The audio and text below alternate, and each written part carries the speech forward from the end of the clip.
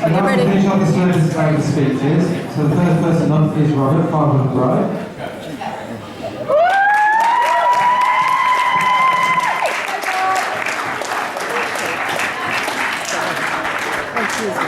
It's all gone very well so far, hasn't it? Rachel, if you want to take another day, this might be the time to do it. Excuse the script, but if I don't use one, I shall miss something out and annoy somebody. When I finally retired, we reached the sort of age where you tend to know more people in the cemetery than you know outside it. It was time for me to sort of sit back, reflect, decide what I would like to see in the future. Amongst other things, I thought I'd like to live long enough, first of all, to see the end of the DFS sale, which is a good thing for years. I'd like to live long enough to be a problem to my children, to get my own back. I'd like to find time to investigate those sort of things that annoy you when you're around, but you don't have time to think about, such as why kamikaze pilots bother to wear helmets. Whenever you finish washing up, you always get a teaspoon left in the bottom of the bowl. And of course, the other thing I'd like to achieve was to witness Rachel get married.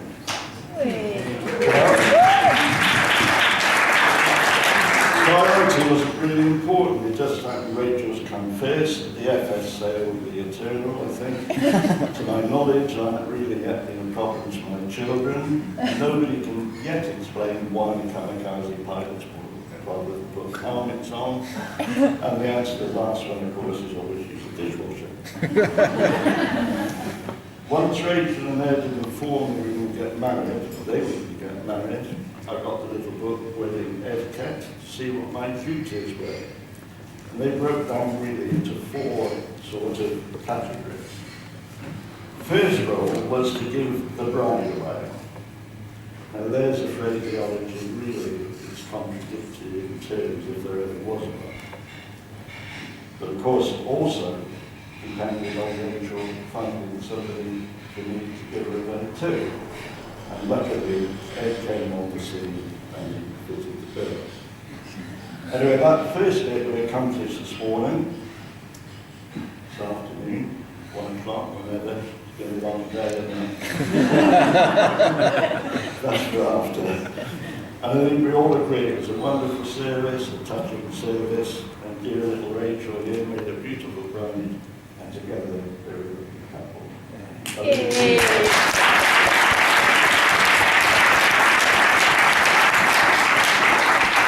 Next role is to welcome the guests. So, good afternoon, ladies and gentlemen. On behalf of Pauline and myself, I'd like to welcome you all to this special occasion to celebrate the marriage of Rachel to Edward.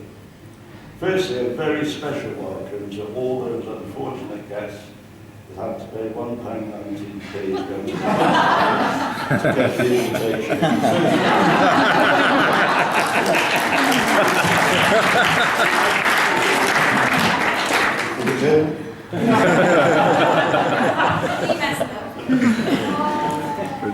Serious bit.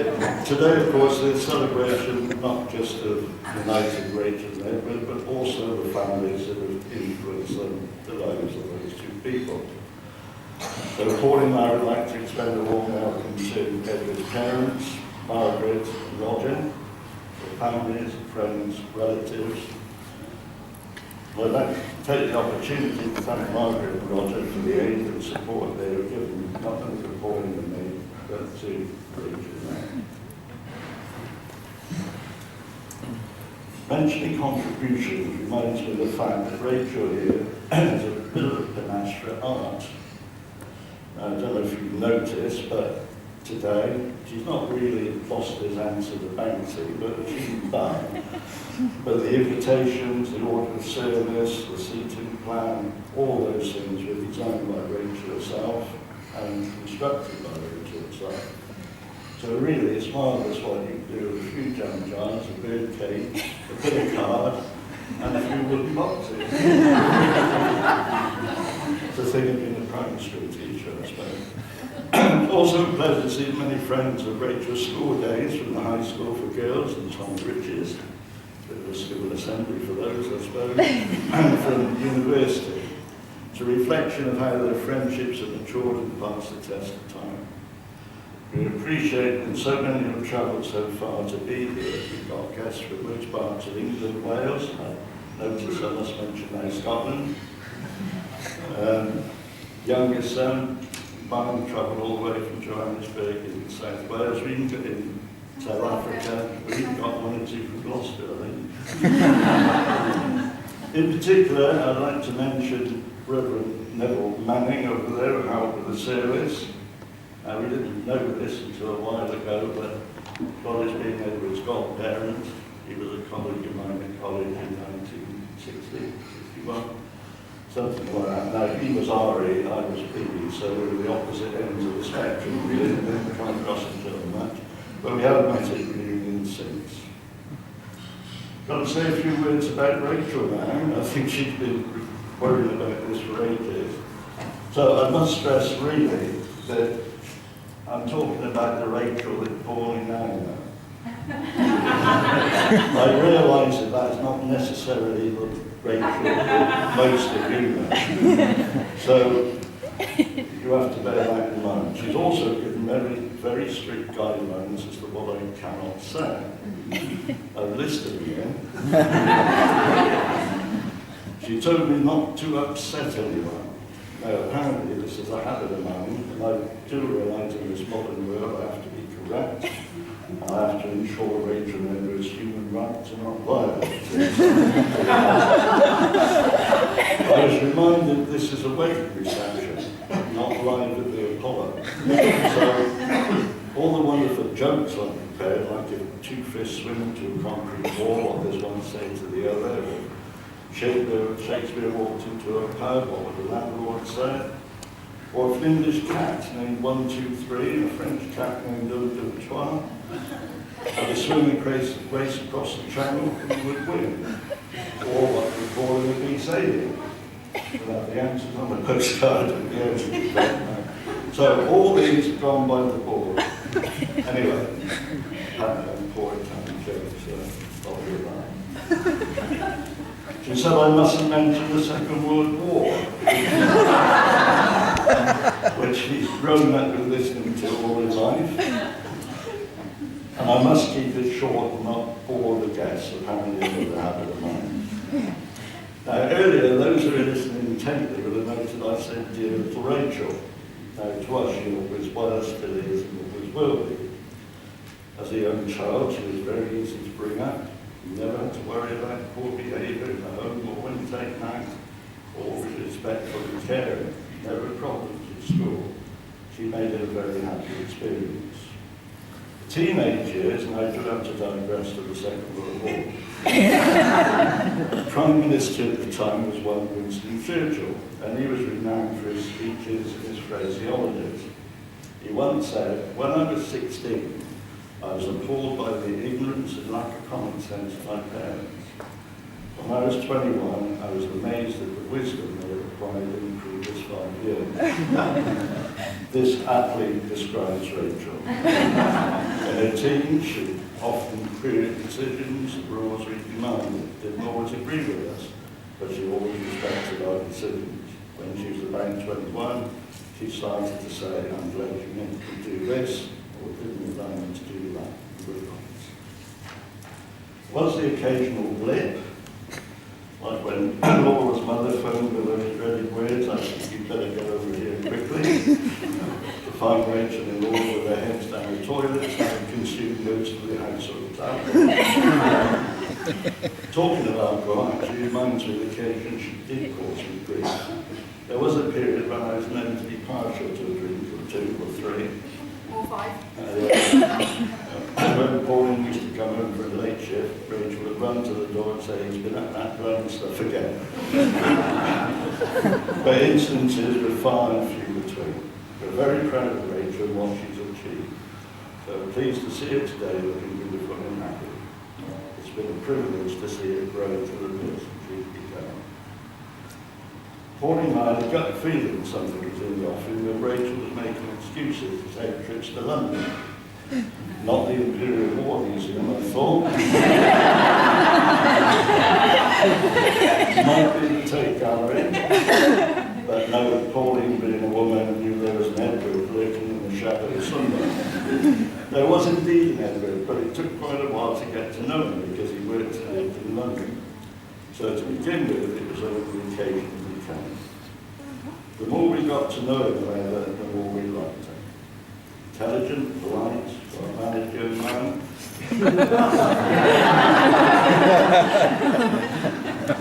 A credit to his parents.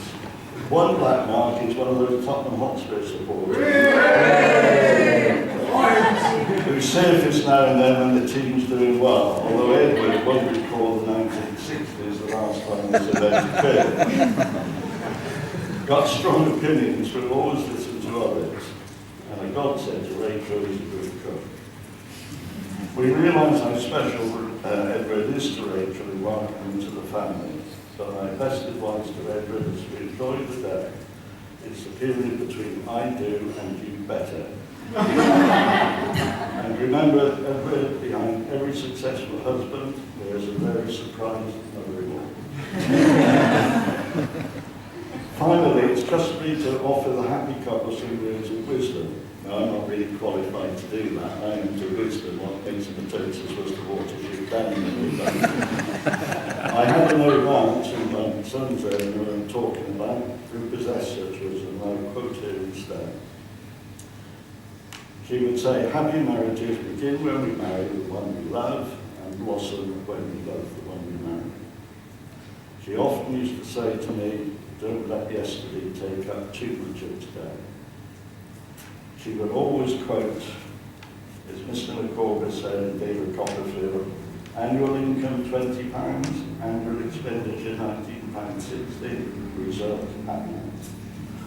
Annual income £20, annual expenditure £20.60, result misery.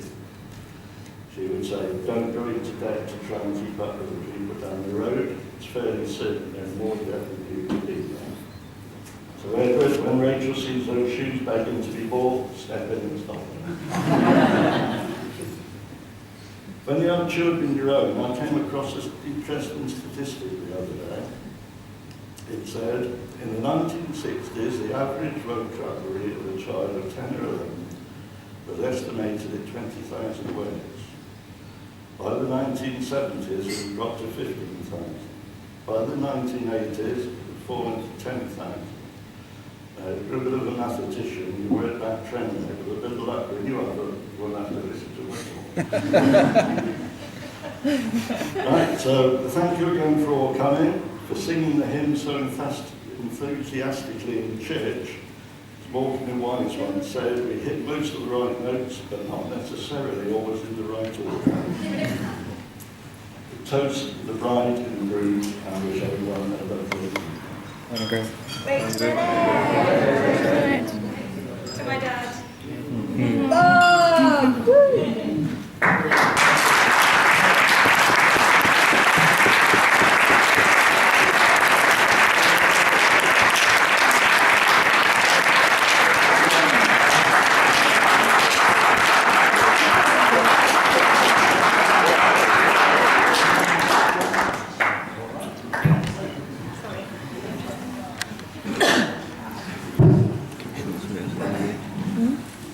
Well, hopefully you can all hear me okay.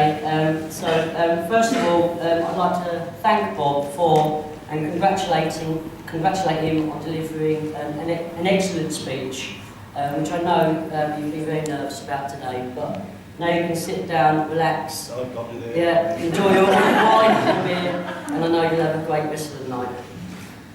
Okay, so before I start with all the thank yous and all the formalities of the speech, I have to say to Rachel that you look absolutely beautiful, really stunning. To be honest, she surprised me. I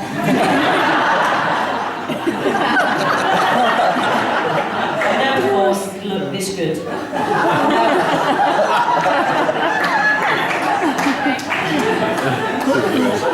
Stop recording, stop recording. That you're completely out of my league, but I guess it's always better to aim high in life. On a serious note, you're a wonderful, beautiful girl. I love you to pieces, and I could not be more proud than to call you my wife. On that note, I'd like to propose a toast to the beautiful wife.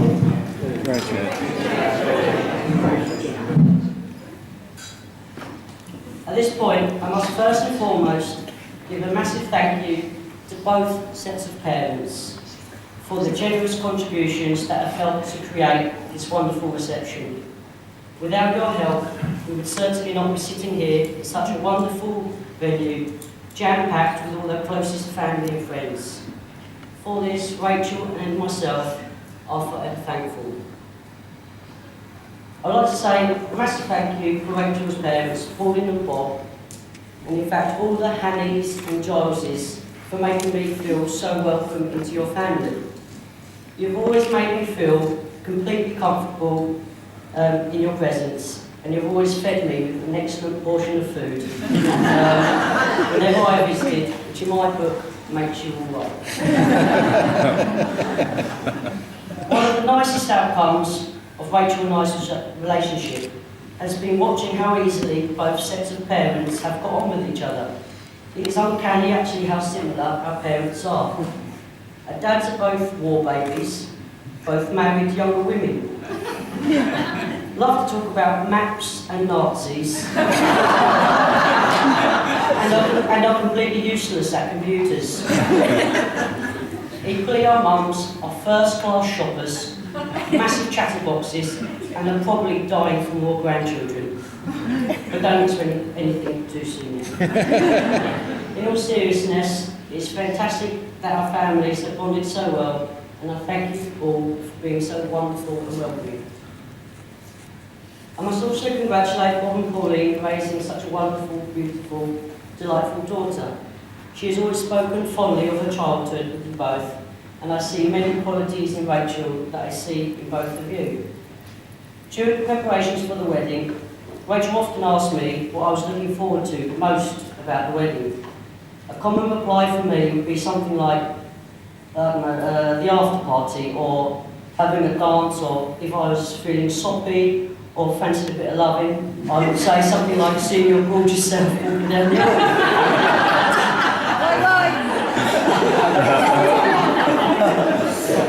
If I asked Rachel the same question, what she was most looking forward to about the wedding, she would often say travelling to the church in the car with Bob, or seeing my mum's face as I walk down the aisle. And I think this nicely shows exactly how much you both mean to Rachel and how much she loves you both. Therefore, I promise both of you that I will look after her, love her and protect her. You're both always welcome to stay and visit us in Oxford. Never feel I am taking her away from you, and know that you're a massive part of both our lives. Now at this point I must say a big thank you to my own parents, Margaret and Roger. You've given me everything I could have ever wished for. You've always supported me in all the decisions that I've made, given me sound advice, and I know you've always had my best interests at heart. The older I've become, the more I appreciate all the things that you've done. And I know I rarely say it, and it's not because I don't, but I want to say in front of everyone here today that I love you both very much. Right. Planning this... Oh no, sorry.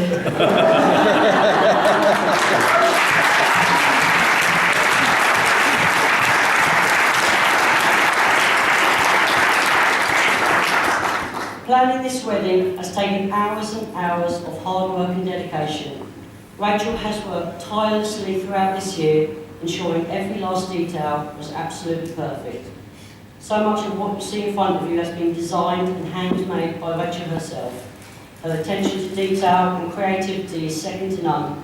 I want to say a massive thank you for making this room look so lovely. You've done an amazing job, and you should be proud of yourself, as I am of you. So at this point in the speech, I'm supposed to say a little bit about how Rachel and I met. Funnily enough, Rachel and I very first met at one of our bridesmaids' weddings. To be honest, as with all good weddings, the night is a little hazy, but I'm sure Rachel must have been impressed with my dancing skills as she came and sat down next to me on the coach travelling back from Bath. Now, despite me thinking her name was actually Hannah, it wasn't until a few months later that we eventually decided to meet up. I arranged a little rendezvous in Bath. I thought I'd show her the sights, play a bit of crazy golf, and have a little picnic in the park. Whilst we were in the park, Rachel took me a bit by surprise as she turned round and gave me a kiss. Well, I suppose it wasn't a complete surprise. It wasn't just any old picnic, it was an M&S picnic. Maybe all the hours that I endured in M&S with my mum over the years had finally paid off. After that, they say the rest was history, as we slowly embarked on a long-distance relationship between Gloucester and London. It seems a long time ago now, where we had those Sunday night blues, where one of us would have to travel back home. We managed 3 years of doing long distance, when we finally decided to move in together. I was kind of hoping Rachel would move to London. She was hoping I would move to Gloucester. But with all good couples, a compromise was sought in Oxford, bang in the middle of the two. Living together hasn't always been easy, however. Rach has had to put up with my untidiness, relentless monitoring of BBC Sport, my foul moods when Tottenham lose, or when I'm hungry, which unfortunately is quite a lot. And I've just found out that Tottenham lost tonight as well. I told you. Yeah, I know. I, on the other hand, have had to put up with a host of crappy TV soaps, reality TV shows, and her complete inability to choose something to wear just before we need to leave the house. And I still don't understand her use of the word lush. But then again, she still thinks I have a funny accent. I would, however, not change anything about Rachel. She is the most thoughtful, hard-working, determined, humble, beautiful girl that I know, and I'm absolutely certain that we will have the most perfect marriage together, and I know one day Rachel will go on to make a wonderful mum. I'd now like to take this opportunity to thank all of you for attending our wedding today. Without you, this would be nowhere near as special. I know a lot of you have made long journeys to be here with us today, and I want you all to know just how appreciative Rachel and I are of you all. We have been blessed with the most wonderful set of friends and family. All of you have contributed so much to our lives, whether that being through our childhood, at school, throughout university or through work. Each and every one of you have given us so many wonderful memories, stories and experiences. We only pray that there are plenty more to come. I would also like to thank you for your well wishes and your generous gifts that we have received so far. It really does mean a lot to us, and I'd like to thank each and every one of you from the bottom of our hearts. At this point, I feel I must make special mention to those who have not been able to attend today. I would in particular like to mention one of my best friends, Angus, who unfortunately had to travel last minute to Malaysia to shoot an advert, and also to a friend of mine, Jezard, who is currently working out in Hong Kong. I would also like to give a special mention to Rachel's friend, Jenny, who is away teaching in Dubai. Although these people cannot be here with us today, they are greatly missed, but they are certainly not forgotten. And on that note, I would like us all to raise our glasses and make a toast to absent friends.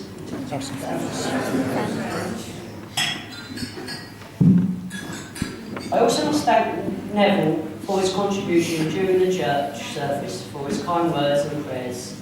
For those of you that don't know, Neville was my godfather, and I think Bob explained earlier how they both once knew each other at teacher training college in Cheltenham. And to show our appreciation of the kind words and prayers that he gave us earlier, I'd like you to present you with a little gift. So.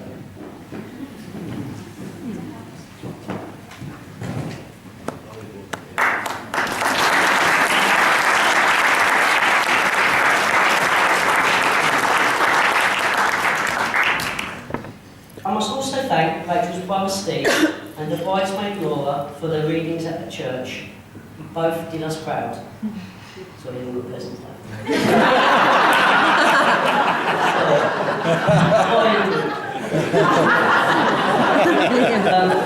I would also like to give special thanks to to Rachel's mum, who's kindly made our wedding cake and surrounding cupcakes.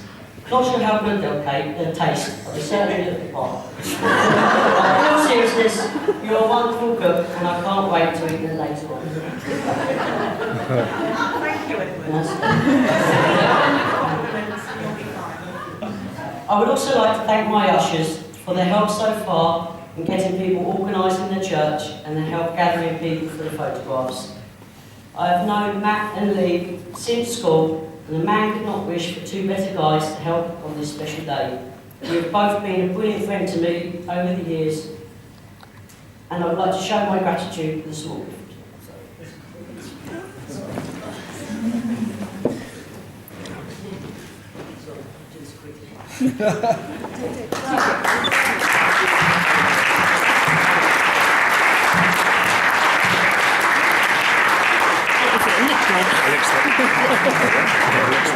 Fingers crossed.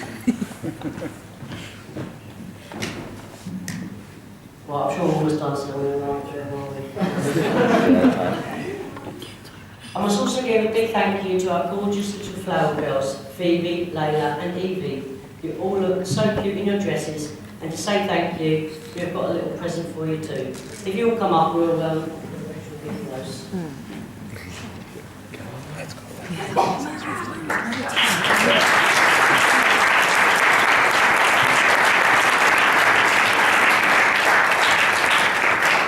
I would also like to thank our photographer Lee for all his hard work to date and all his effort he has put in taking wonderful photographs, and we're really excited to have a look at them later on. I think he's going to display some of them on his laptop, is that right? So, you know, is that right, Lydia? So we'll have a look at those, and I'm sure Lydia will see just how amazingly beautiful Rachel looks, and not so much me. But, at this point, I'd like to give special praise and thanks to both our mums. Both have contributed so much to our wedding and our lives so far that it's only fair that we present you with some flowers to say a huge thank you for all you have done. So, Good boy. Welcome to marriage.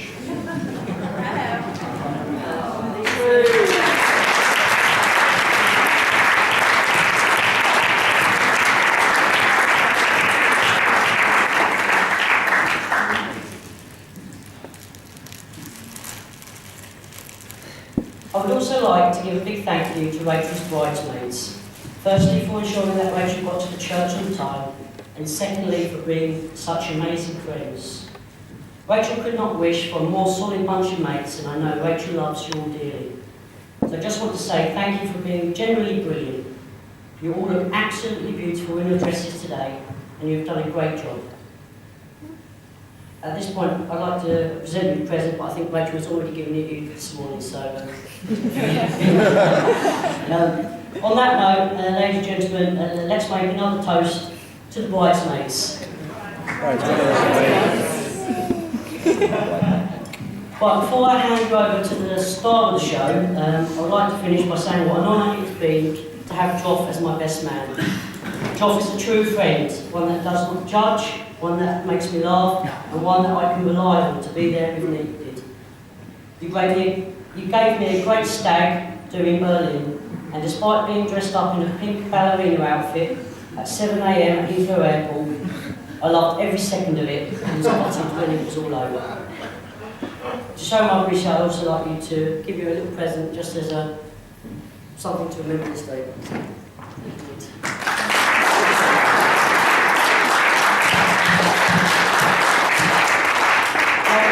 Eagerly awaiting your speech, but to be honest, I can't believe it's going to be much God. I mean, a good Christian boy like myself that doesn't really go out with a lot of party or drink, I can't think what he could possibly say to embarrass me, and he's probably made the whole lot up. So I'm going to sit back, down, relax and enjoy the rest of my evening, so I'll take a job. Thank you very much.